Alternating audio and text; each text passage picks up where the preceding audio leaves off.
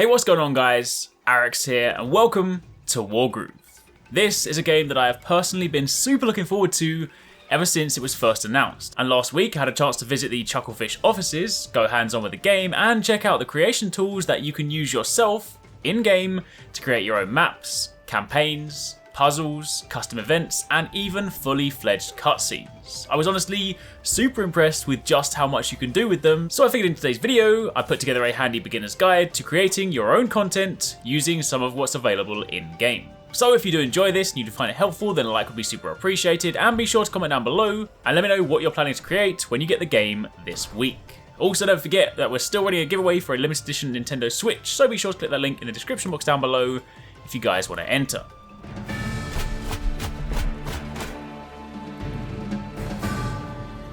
Now, let's start by talking about the map editor, since I imagine this is where a lot of you will begin. From the main menu, you can dive into the custom content section, select create, map, and then hit new map. When you do that, you'll be presented with a completely blank canvas, with just two default commanders and their strongholds, but you can of course change these later.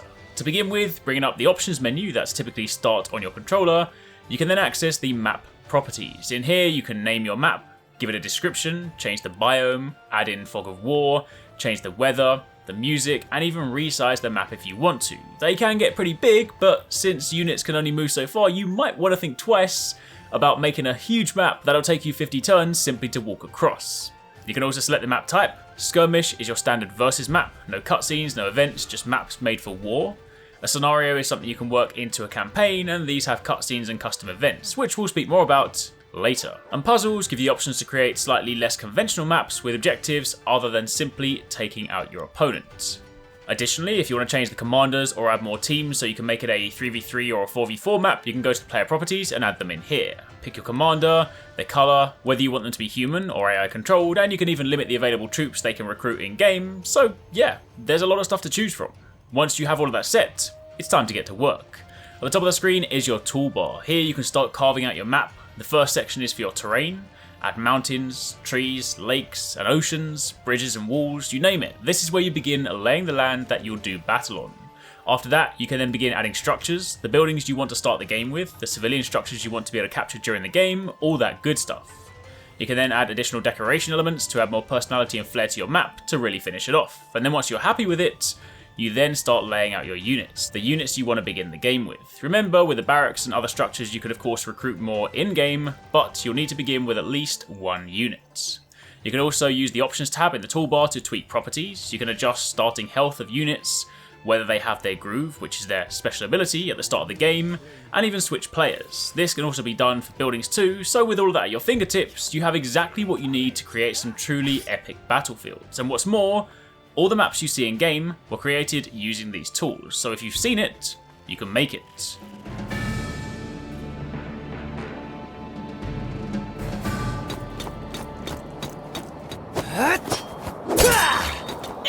But what if you want to create something on a much grander scale, beyond just a single map? Well, that's where campaigns come in. Here you can link together multiple maps to create your own vast campaign spanning as many missions as you like. You begin by choosing the world map you want from the available options, giving it a name, description, music, and even specifying the factions you want to use. From here, you can then begin adding icons for the various missions. These are merely nodes for you to advance to as you progress through the campaign, but you can pick images that match the terrain if you really want to make it a little bit more official.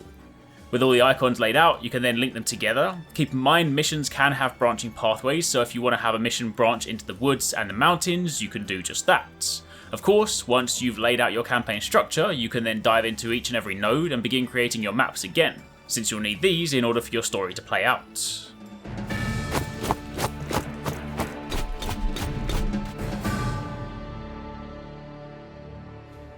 Of course, if you intend to make your own campaign, you probably want to weave in some sort of narrative, and that's where the cutscene editor comes in.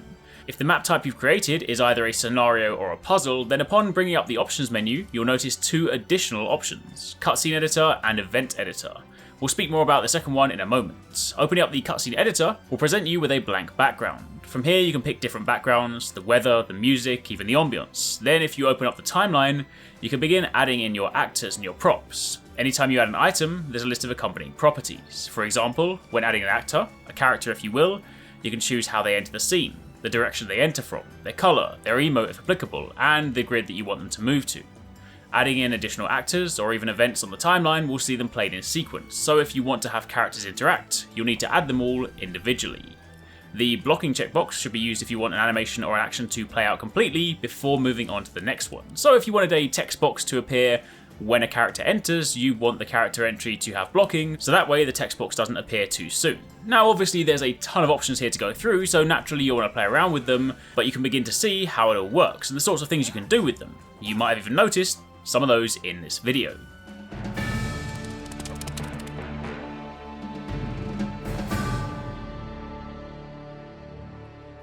Then finally, we have the event editor. This is essentially how you can code and add logic to your maps and your campaigns, but it's all super easy to use and intuitive, so don't let the word code scare you. The event editor can allow you to do simple things like set the win conditions of your games, trigger the cutscenes you've been creating, set commands so that when you enter certain areas of the map, actions happen, and so much more. For example, if you want to trigger the cutscene we just made, you can create a new event, select when you want it to trigger, specify the players that are relevant to this, and then add the condition. The condition is essentially what needs to happen for said action to initiate. So let's say when it's player 1's turn, we want the cutscene to play only once. This could be their intro monologue, for example. We then select the action, which is in this case to play the cutscene. If we then play the map, you'll see upon player 1 beginning, the cutscene plays. And it isn't just tied to cutscenes, you can do so much more. You can add conditions based on units on the field, when a commander dies, when a unit enters a specific area. You can do things like add funds or other gameplay things. Again, there is a ton of stuff to go through, but if you've seen it in game, you can do it too. So it's time to get creating.